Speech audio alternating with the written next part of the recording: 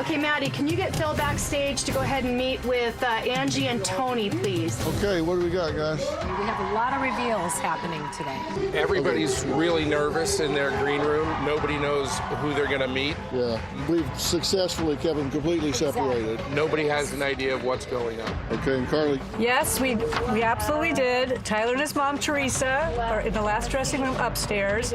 Shayna, the aunt, is on the other side of the building, like at least 100 feet away. Tyler's grandma is in the dressing room downstairs, so there's no way any of these people will see each other before the show. We made sure of it. Okay. And how well did we manage the expectations of the family? I think very well. I think they have no idea what's happening. They just want to make a plea. Okay, so they believe this is the beginning of the search. Exactly. How is she this morning about meeting the grandson? A few weeks ago when she was told about this, she didn't think she was worthy of meeting him. Well, I'm not sure she's wrong. And I'm not sure they want her back in their lives. You know, everybody thinks this is all going to be like a box of warm puppies and getting around the Christmas tree. It doesn't always work out that way, you know. I'm nervous for Tyler. He's thinking, oh, I'm going to have my grandma and invite her to my wedding. And yeah. This is a woman that gave his dad these feelings of abandonment. I'm not sure how this one's going to go. You all have done a great job of putting it together, so thank you. Hopefully it all works out. Yeah, one way or the other. Thank you. All right, well, let's do it. Today on an all-new Dr. Phil. I'm trying to find my grandmother. I know that's what my dad would have wanted. She left one picture of herself behind and a whole lot of unanswered questions. They found her wallet on the side of the road, so she must be dead. Where is Crystal? Why did she leave him? Be careful what you ask for. These things aren't always happy endings. There is one more piece of the puzzle. She's here today. Today's going to be a changing day in your life. You've never had anybody working harder to bring you to the threshold of change than right now.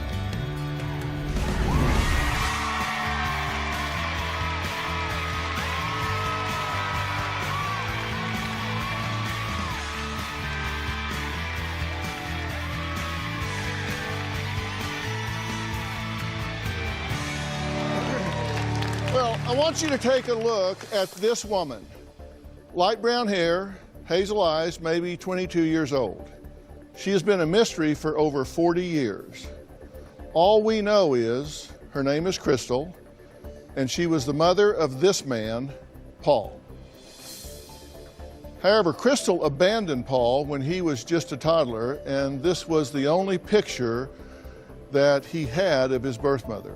He looked for her for many years, but he never got any answers as to why she just disappeared. Now, throughout his life, Paul dealt with abandonment issues, depression, PTSD, and finally, tragically, it all became just too much for him. Paul took his own life 4 years ago. Now, Tyler is Paul's 21-year-old son, and he has continued his father's search.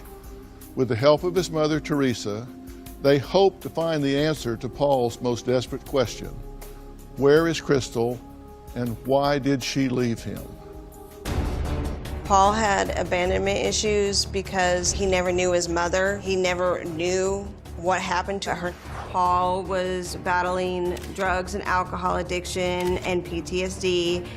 Things got really bad with depression. He was always in pain 24/7. Paul was put on several different medications for his depression and his anxiety. Paul already had issues before this. Since his mother abandoned him, anybody else in his life was going to also abandon him.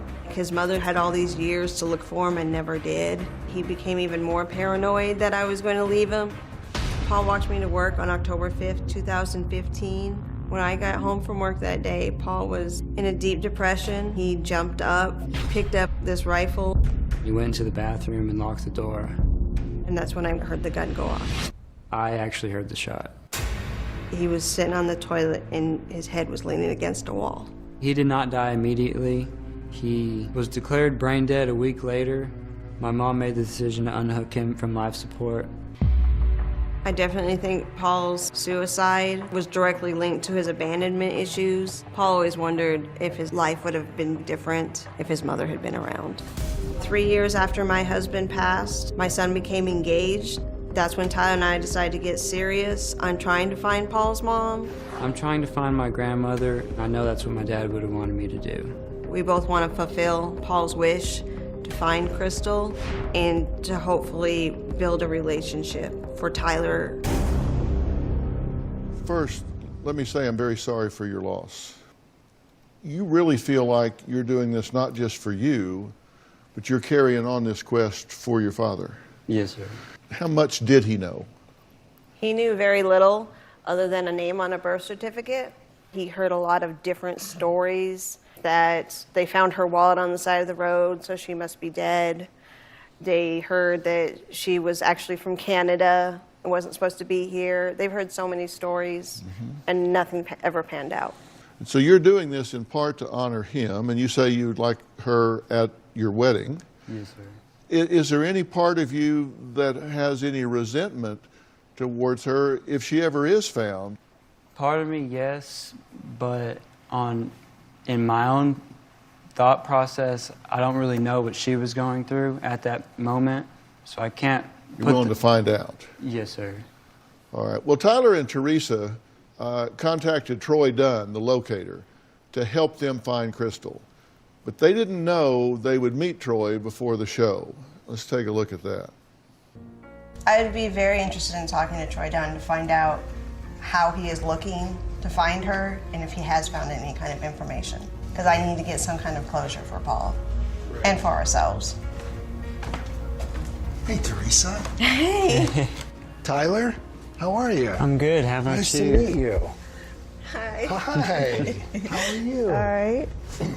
I know that the search began with a letter from you, but from what I read, it sounds like you are in some ways doing this for Tyler.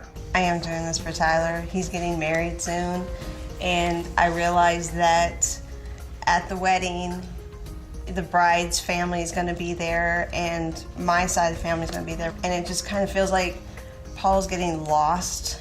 Teresa, what does closure look like to you? I hate to say this, but I sometimes feel like, I didn't do enough for him. I do blame myself a lot for his death, because sometimes I did give up. There's no way we're going to be able to find her. I'm sorry, Paul. I wonder if things would have been different if I was able to find her. You wait until my friend Dr. Phil finds out that you blame yourself for your husband's death. And it sounds like what you're saying is that you believe that completing this search would help your husband, your father, in some way, rest in peace. I believe it. Yes, sir. I believe the same. That is a valiant reason to search. What's best case scenario on this? For me, it would probably be being able to find her, to actually meet, and for her to come to my wedding. Worst case scenario? That you do find her and she could care less about Paul or Tyler. You do understand that's a possibility? Oh, I absolutely understand, but at least then I would know. If for some reason we end up on a call with Crystal, what could I tell her in behalf of you? Probably that she has a grandson that wants her to be at his wedding. You want me to invite her to your wedding? If you can. And is there something, Teresa, that you would have me say to her? I want her to know that her son was a good man and a good father, a good husband. You have both mentioned that you were doing this to honor your dad's memory, to honor your husband's memory, and it would be my honor to join you in that effort and do our very best and see if we can't find something, somebody, to bring some sense of peace to your life and to his soul. You've been doing this a long time. How hard is it to find someone that has been missing for 40 years? This particular story is riddled with misinformation. When they wrote in, reading what they wrote and going through the details, my literal reaction as I hit the last line was, holy Dr. Phil, because I knew I was going to need you to help me navigate this one. Right. So I appreciate that you brought us all here. Yeah.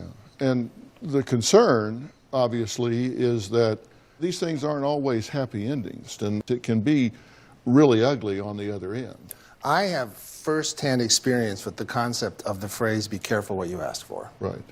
While searching for Tyler's grandmother, We stumbled on to something else, and we're going to explain that after the break.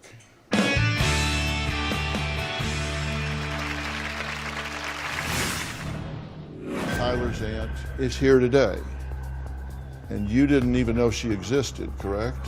Right. Do you have any questions for these two about your brother? What happened? And later, there seems to be a pattern here. At 5 years old, she gives you a box and says, "I'm not going to take care of you anymore." I still have problems every single day. I remember everything like it was yesterday. I remember the day he took his life, like a picture stained in my head, him leaned over on the wall with the gun and the blood everywhere. I have not been able to erase that from my mind. Well, Tyler's father, Paul, struggled with abandonment issues when his mother disappeared from his life when he was just a toddler. She left one picture of herself behind and a whole lot of unanswered questions. There is someone who might be able to provide some valuable background information because she did know Crystal many years ago. Her name is Shayna, and she is Paul's older half-sister. She was 5 years old when her mother, Crystal, took her and her brother, leaving Paul and his sister, Elizabeth, behind. Now, Shayna never saw or heard from Paul again, but she's here today. And you didn't even know she existed, correct? Right. Please welcome Tyler's aunt, Shayna.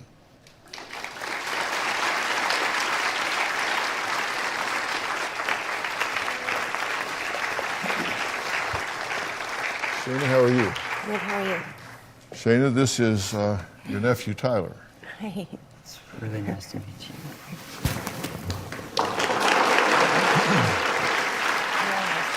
And this is his mother, Teresa.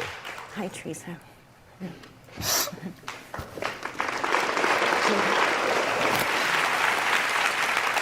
Thank you for being here, and thank you for being willing to come and talk about all this.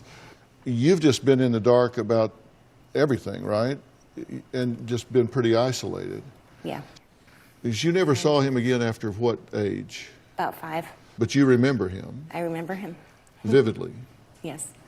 I remember just playing together in the house. We were pretty little. I was the oldest. They've known him much more recently than you have. Do you have any questions for these two about your brother?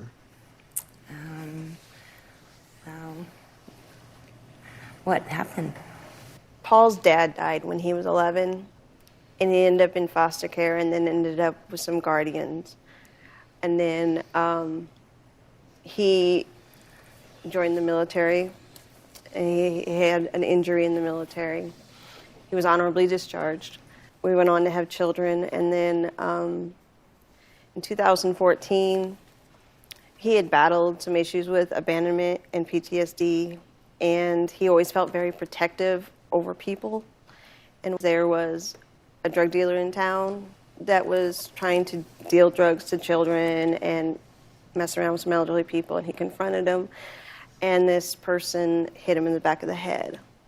After that, he had short-term memory loss. He couldn't control his emotions anymore.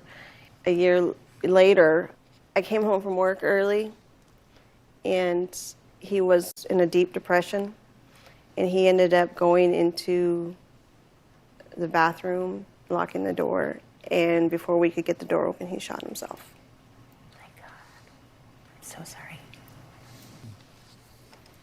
And you spent how much time with Crystal?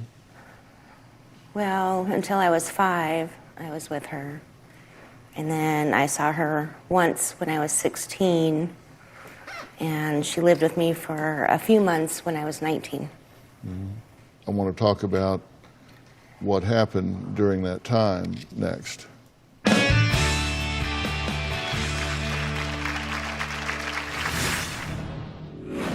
One night, she came over and just dropped a note on the floor in front of me. The note said, "I'll be leaving soon." That was the last time that I ever saw her.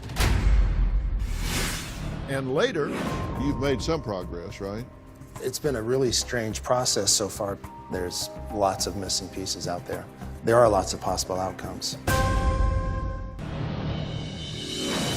Hopefully, through all this, I can meet some more family members and build new relationships for my children and my grandchildren. I was excited to meet a nephew that I didn't even know I had. And so if he's getting married, then that'll be another family member. If they have children, that'll be more family. Well, just 2 weeks ago, Shayna got a call from Troy Dunn, the locator, and was informed her half-brother Paul had committed suicide and his son was looking for her. Now today, she met her nephew Tyler and his mother Teresa for the first time. And so I really was curious about what happened to Shayna after she last saw Paul. Take a look. When I was 5, my mom put me in the car and we left Paul. And I knew that we were leaving for good. I never saw him again. Once we left, we were on the road with truck drivers. I think my mom was dating the truck drivers. We would sleep in the back, sleeper compartment about this big, with my head at one end and their heads at the other end. Out of the blue one day, the truck driver that we were with took my mom and I to a hotel. Next thing I know, she puts my stuff in a box and told me that she couldn't take care of me and somebody was coming to take me to a different home. And a social worker came and I got in the car and left. I was 5 when I went to the first foster home.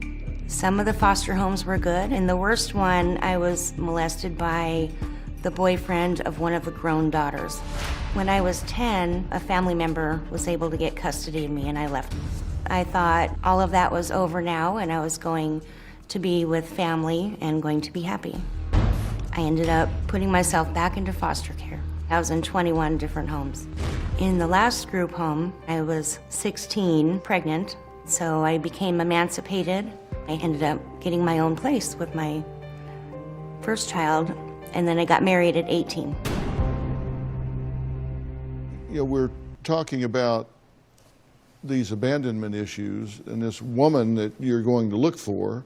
There seems to be a pattern here. At 5 years old, she just gives you a box and says, "I'm not going to take care of you anymore. Somebody else is going to do that."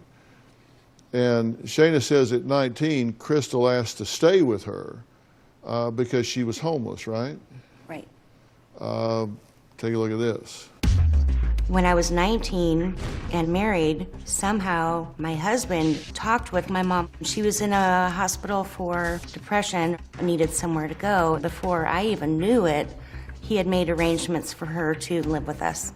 Well, it was pretty weird. My mom moved in, she didn't have a job, and I'm pretty much supporting her. She stayed in her room a lot. She was very negative and pessimistic and grouchy. My mom started seeing this guy, and for some reason, she was sneaking him in and out the bedroom window. I was more like the mother, she was more like the child. One night, she came over and just dropped a note on the floor in front of me. The note said, "This isn't working out, we're not getting along, I'll be leaving soon." That was the last time that I ever saw her. Oh my gosh, that's my mom, and that's me. Is this the only picture that you have of your mom? I don't even have a picture of my mom. They just showed this to me today. I haven't seen my mom in 30 years.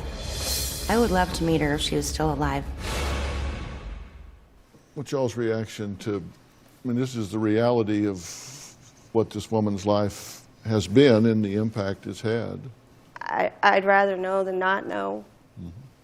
But we have some more family members in the audience. Shayna's daughter, Anastasia, is here. She is Tyler's cousin.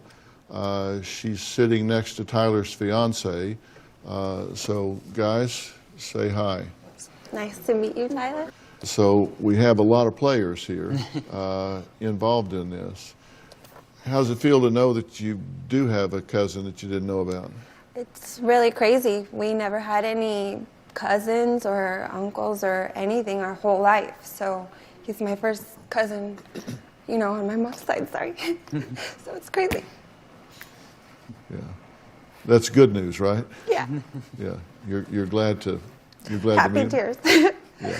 So Troy did find out some information about Crystal, which I may need to prepare this family to hear if this search is going to continue. We'll talk about that after the break.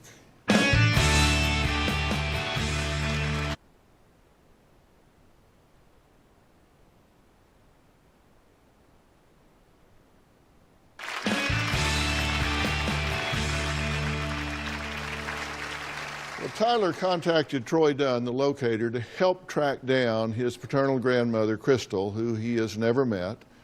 And Crystal, I think it's pretty clear, abandoned his father. Troy was able to find Tyler's aunt, Shayna, who has filled in some parts of the dad's story. So you've made some progress, right? We have made some progress, Dr. Phil. It's been a really strange process so far because we're jumping through certificates of the wreckage of her life, to be real blunt. I mean, we're going through divorce certificates, marriage certificates, certificates that weren't actually correct. There's lots of missing pieces out there. There are lots of possible outcomes. We did find out some family tree information that you were able to piece together, right? Yeah. And I want to take a look at that. We've got John, who was dad 1, Jim's dad 2, then we've got dad number 3 and dad number 4. You're pretty confident that these 4 people existed. We believe that there's at least that many. You've got Shayna, 1970, then Sean, 1971. And then you've got Paul and Elizabeth, and this was from dad number 2, and these 2 were left with dad number 2 when she departed with you, correct? That's correct. And your sister, okay. Now, this was about 1975, 71 when she left, then 73 and 75 for Paul and Elizabeth. Now, Jamie was born in 1979. Now, did you know about Jamie? This is a girl. Yes, only now that you mention it, though, I had forgotten all about it. I've never met her. You've never met her? Only heard about her, yeah. Okay. And you guys, of course, knew nothing about this, right? No. Then from dad number 4 in 1992 is Bo. So she basically had 6 children. She raised 1 out of 6, right? And even, yes, that might even be a stretch, but yes, there was 1 that stayed with her longer than the others. Yeah. And the other 5 are scattered. Yeah. And there is one more piece of the puzzle, and that is Troy, who is relentless, did find Crystal, and she is here.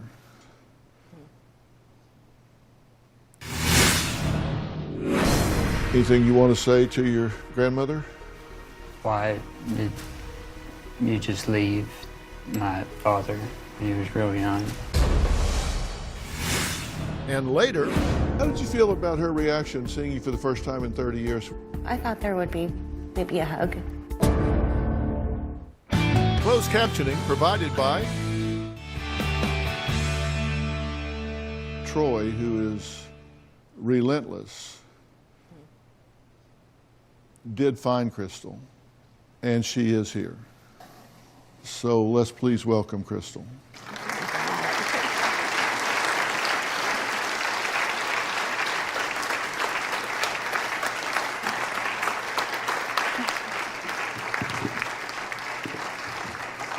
Well, Crystal, let me make some introductions here. Because some of these people I know that you can't know.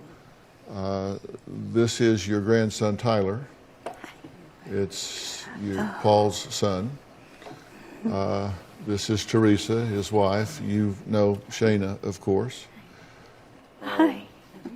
You didn't know Shayna was going to be here, right? No. And you haven't seen her for how long? It's, 30 years? Yeah. How do you feel about being here? A little bit scared, but happy that there might be some more family. Anything you want to say to your grandmother?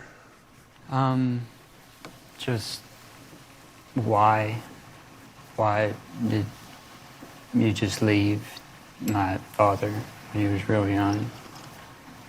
Well, your father was little, and his father started becoming so mean. I didn't have the skills I didn't have any pride in myself either, because I was taught that I was slow. Where have you been all these years? Did you want to not be found, people not know where you were? No, that wasn't my intention, but my phone never rang for somebody looking for me. But you knew you had children out there. Yeah. Did you ever occur to you that you might want to reach out to those children and just let them know where you were, or be curious how they were doing? Or I actually tried. I couldn't pay an investigator much. Sure. So I got one that would take what little I had, and he came up with nothing, and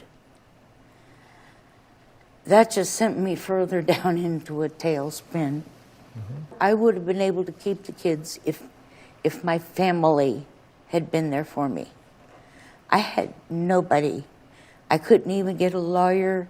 My two sisters would not even stand beside me. My mother told me, I made my bed, now lay in it. Nobody, I had nobody. Well, coming up, Tyler's question was, why wasn't Crystal in his father's life? She gave somewhat of an answer, and then I'm going to introduce someone else to this conversation to talk about some of the genetics involved here. We'll be right back.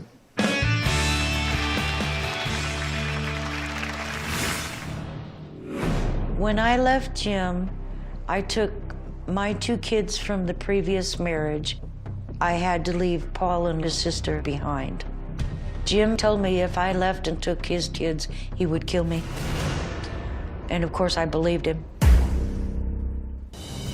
I have 6 children. I know where one of them is, the one I finally got to raise myself. At least 5, but Paul passed away. I have no idea what the other 4 children are doing. I don't think I was a tip-top mom. I couldn't have been. I was not prepared to be a mother.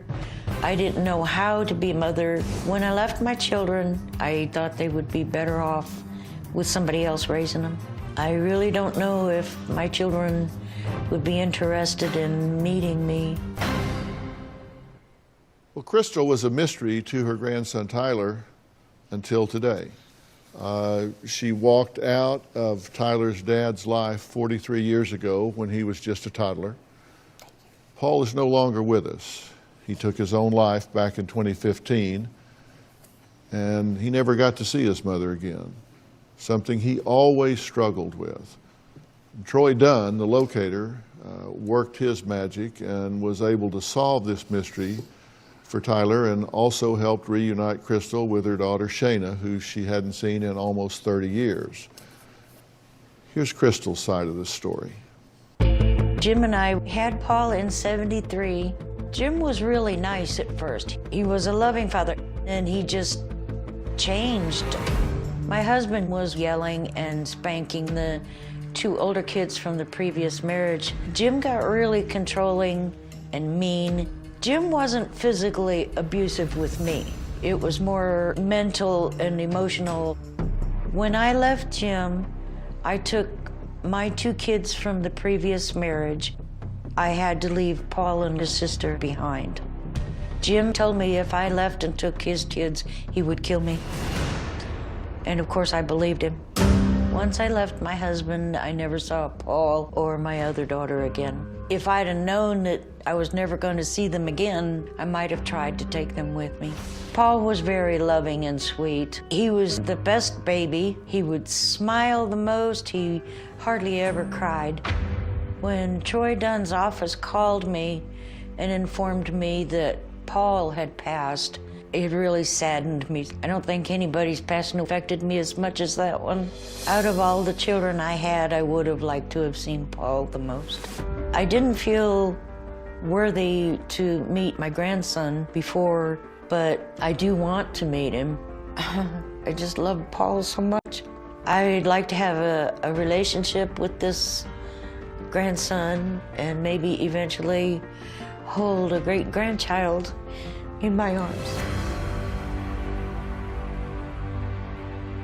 Well, joining us now, I've added a very dear friend of mine and a member of the Dr. Phil Advisory Board here, Dr. Charles Sophie.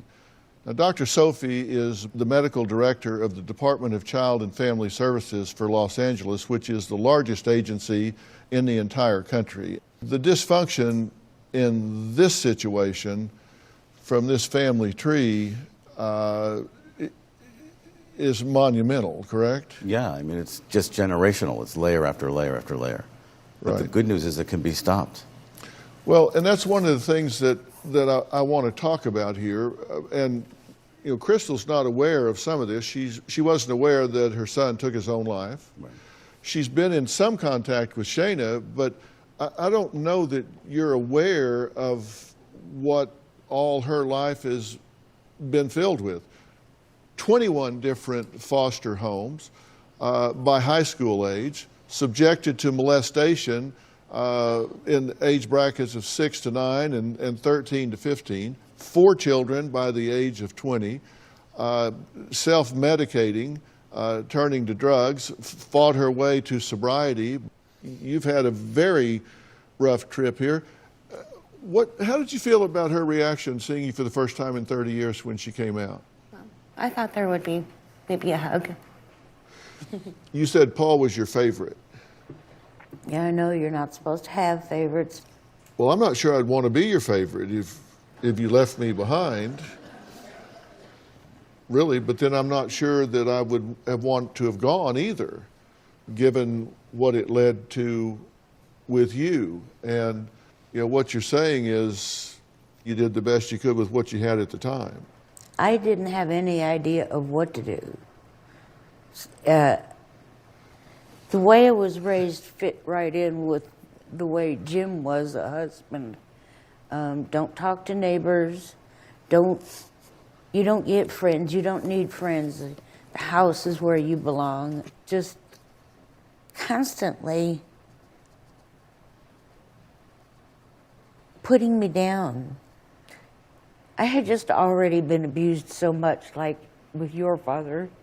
I didn't have anybody to even go to say, well, you're wrong or you're right or perhaps you should try this. I had nobody.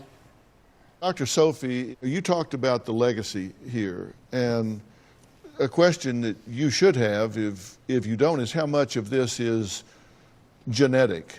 Because what we're talking about here are a lot of dysfunction and disorders. We're talking about depression, we're talking about a lack of empathy, we're talking about attachment disorders, we're talking about all kinds of maladaptive behavioral patterns in life. How much of this is genetic? Is he handcuffed to this? Is he destined to this genetically to do the same thing? No, but like, first of all, because I guarantee you want to know the answer to this, right?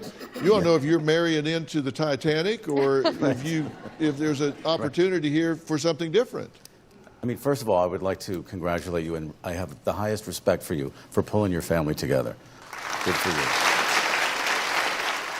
And it's a choice of yours and all of you to decide if that's the kind of life you want to live, because genetically you have a 50% chance to have any of these disorders.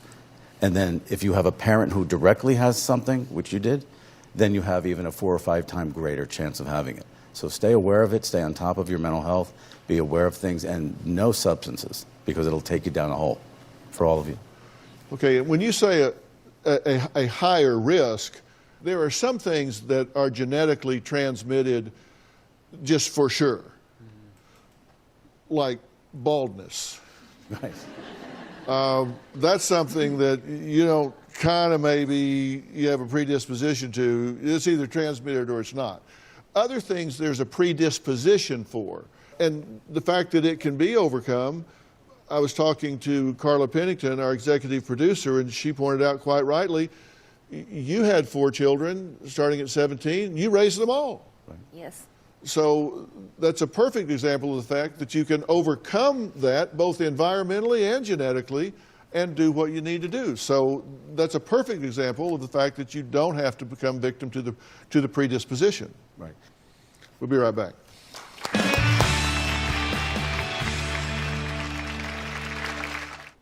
You've now met your grandmother, the woman that your father was looking for, and you completed that.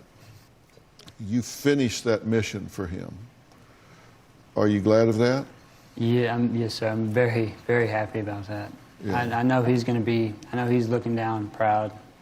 My advice to anyone, and Troy has really been good about this with families over the years, is you always tell people that reunite under whatever circumstances to take it a step at a time, right?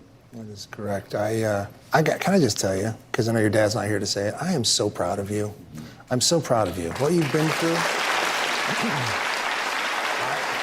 I mean, I think as we all sit here, we all might forget that one of us in this group is 21 years old. I mean, that is extraordinary. You've seen things that none of us should ever have to see. You walked through a journey we should never have to walk through. And I think you made your dad very proud today, and I think that you are the greatest asset in your family. Okay, I want to thank all of my guests today, and a special thanks to Dr. Sophie and Troy Dunn, the locator, and his team. Continue to help those searching for long-lost loved ones. Now, you can reach Troy at thelocator.org. You can also donate to the work they do and help grant reunion wishes for others. And, you know, I like to read comments you guys leave for me on my social media. Here's a fun tweet from Taylor. She says, Dr. Phil, will you officiate my wedding? Yeah. I'd rather be the DJ and play some tunes. How about that? But seriously, thanks for keeping in touch, Taylor, and congratulations on your wedding. Who knows? I may share your comment next. You can follow me on Facebook, Twitter, and Instagram. I know you guys are going to have a lot of comments about today's show, so we'll be looking to see what you have to say. Thanks for being here. We'll see you next time.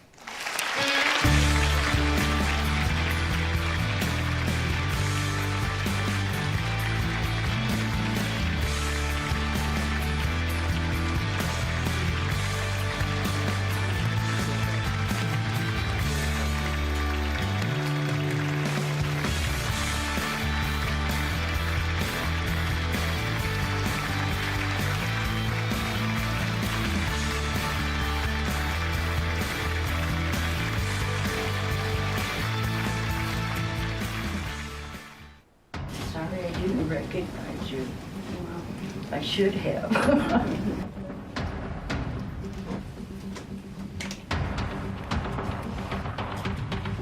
Did you have something you've been wanting to say to your mother-in-law? He was a really good man. He really, really, really was. He went through a really bad situation growing up. But I'm gonna tell you, he was a good dad. He was a good husband, and he was always thinking he had to protect everybody. We miss him very much every day. You had given me a date and a deadline for when we were going to get this done because of that, and you told me why. Is that something you still want to ask? I would like you to come to my wedding in Texas. I don't know how I would ever get there. Here is your grandson. He wanted his father to be there, but his father is gone. So for him, the next best thing was his father's mom. Is this a wedding that you want to attend? Yes. I also wanted to invite you guys to. I would love that. As Dr. Phil mentioned earlier about taking this one step at a time, I would encourage all of you to not just take it slowly, but to still continue to pick out the relationships that feel good and natural to you.